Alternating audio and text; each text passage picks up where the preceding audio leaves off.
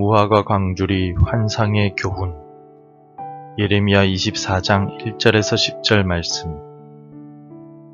바벨론의 느부갓네살 왕이 유다 왕 여호야김의 아들 여고냐와 유다 고관들과 목공들과 철공들을 예루살렘에서 바벨론으로 옮긴 후에 여호와께서 여호와의 성전 앞에 놓인 무화과 두 광주리를 내게 보이셨는데, 한 광주리에는 처음 익은 듯한 극히 좋은 무화과가 있고, 한 광주리에는 나빠서 먹을 수 없는 극히 나쁜 무화과가 있더라. 여호와께서 내게 이르시되, 예레미야야, 내가 무엇을 보느냐 하시매, 내가 대답하되, 무화과 이온데 그 좋은 무화과는 극히 좋고 그 나쁜 것은 아주 나빠서 먹을 수 없게 나쁘니이다 하니, 여호와의 말씀이 또 내게 임하니라. 이르시되, 이스라엘의 하나님 여호와께서 이와 같이 말씀하시니라.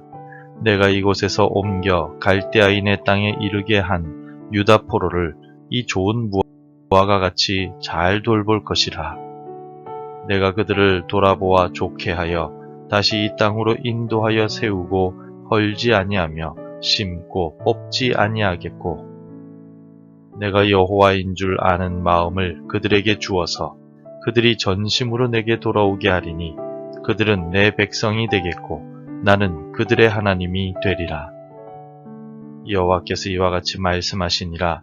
내가 유다의 왕 시드기야와 그 고관들과 예루살렘의 남은 자로서 이 땅에 남아있는 자와 애굽 땅에 사는 자들을 나빠서 먹을 수 없는 이 나쁜 무화과 같이 버리되, 세상 모든 나라 가운데 흩어서 그들에게 환난을 당하게 할 것이며, 또 그들에게 내가 쫓아보낼 모든 곳에서 부끄러움을 당하게 하며 말거리가 되게 하며 조롱과 저주를 받게 할 것이며, 내가 칼과 기근과 전염병을 그들 가운데 보내 그들이 내가 그들과 그들의 조상들에게 준 땅에서 멸절하기까지 이르게 하리라 하시니라. 예전에 시장에서 과일을 한 상자 구입한 경우가 있었습니다. 윗부분이 비닐 포장지로 덮여 있어서 아랫부분까지는 보지 못했지만 비닐 포장지를 통해서 보이는 부분이 깨끗하고 품질이 좋아서 구입을 했었습니다. 그런데 집에 와서 아랫부분까지 살펴보니 아랫부분은 상태가 너무나 안 좋았습니다. 순간적으로 속았구나 하는 생각이 들었습니다. 어쨌든 구입한 과일인 까닭에 좋은 품질의 과일은 깨끗이 씻었고 나쁜 품질의 과일은 버렸습니다. 같은 상자에 있어도 품질이 다르면 쓰임을 받거나 혹은 버림을 받게 됩니다. 예레미야는 하나님께서 보여주신 무화과 열매 두 광주리에 관한 환상을 보게 됩니다. 한 광주리에는 좋은 무화과 열매가 있었고 다른 광주리에는 먹을 수 없는 나쁜 무화과 열매가 담겨 있었습니다. 같은 무화과 열매였지만 품질은 천지 차이였습니다. 이 환상을 통하여 하나님께서는 무엇을 말씀하고 계십니까? 하나님께서는 예레미야에게 좋은 무화과 열매가 담긴 광주리를 보여주셨습니다. 이 무화과 열매는 극히 좋은 것이었습니다. 하나님께서는 좋은 무화과는 바벨론 땅에 포로로 잡혀간 사람들이라고 말씀해 주셨습니다. 5절을 함께 읽겠습니다.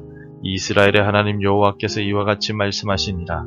내가 이곳에서 옮겨 갈대아인의 땅에 이르게 한 유다 포로를 이 좋은 무화과 같이 잘 돌볼 것이라.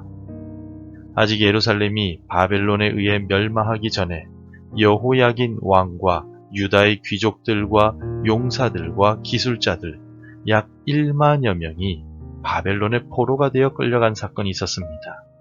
하나님은 이들을 향하여 좋은 무화과 같이 잘 돌볼 것이라고 약속해 주셨습니다. 마치 부모가 자녀를 돌보듯이 하나님께서 세세하게 살피시고 보호해 주신다는 뜻입니다.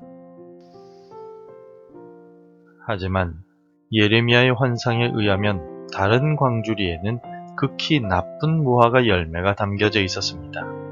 이 무화과는 익지 않았기에 맛도 쓰고 먹을 수 없는 매우 질이 나쁜 무화과였습니다.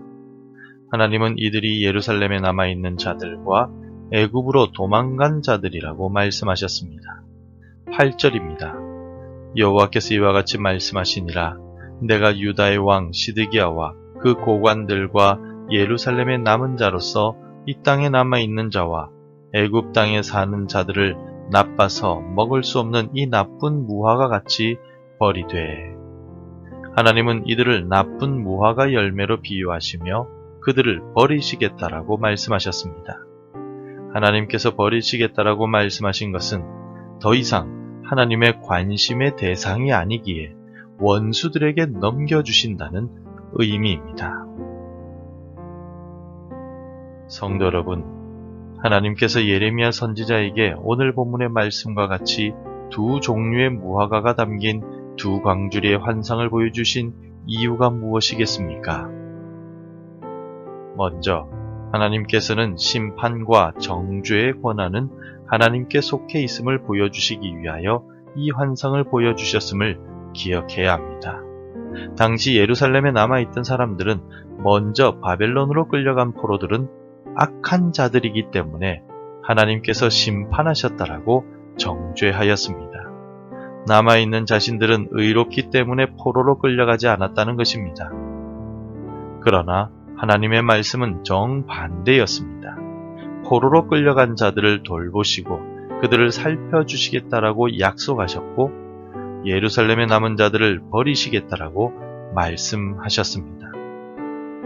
그러므로 다른 사람들을 우리가 함부로 정죄해서는 안 됩니다.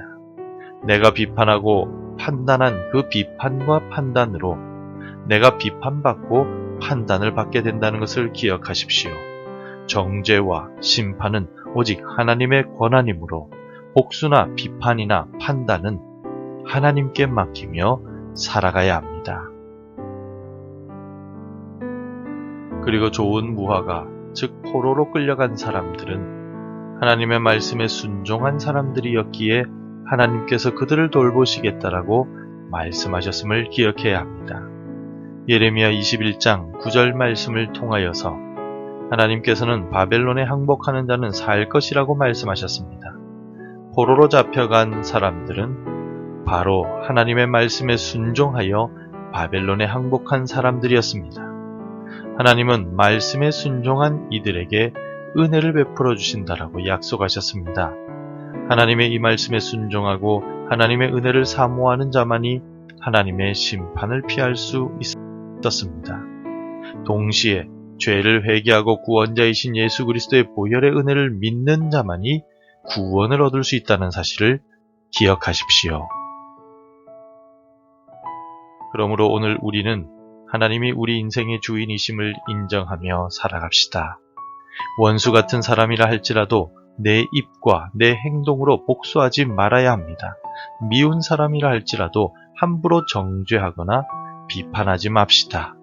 예수님의 말씀처럼 힘들지만 원수까지 사랑하고 그들을 위해 기도합시다. 하나님께서 그들을 정죄하시고 원수를 갚아주실 것입니다. 또 하나님의 말씀이 이해되지 않는 상황이라 할지라도 그 말씀에 순종할 때 은혜를 누릴 수 있다는 사실을 기억합시다. 오늘 본문의 말씀을 가슴 깊이 새기고 원수를 위해 기도하고 말씀에 순종할 수 있는 겸손함을 달라고 기도하는 새벽 시간이 되시기를 바랍니다. 기도하겠습니다. 원수 갚는 것이 내게 있다고 말씀하신 하나님, 이 새벽 시간에 우리의 원통함과 억울함, 답답함과 원수에 대한 복수의 마음까지도 주께 맡깁니다. 주께서 우리 마음을 위로해 주시고 평강을 주옵소서. 오늘도 말씀을 따라 살아가겠습니다. 순종할 수 있는 겸손함을 우리에게 주옵소서. 예수님의 이름으로 기도드립니다. 아멘. 계속해서 함께 기도해 주시기 바랍니다. 원수를 위해 축복하고 기도하게 하소서. 주의 말씀이 우리 인생의 길의 등불임을 기억하게 하소서. 우리 가정이 하나님만을 주인으로 모시게 하소서. 복음 전해야 할 한 사람이 생각나게 하소서. 오늘도 말씀대로 살아가며 열매 맺는 하루가 되시기를 축복합니다.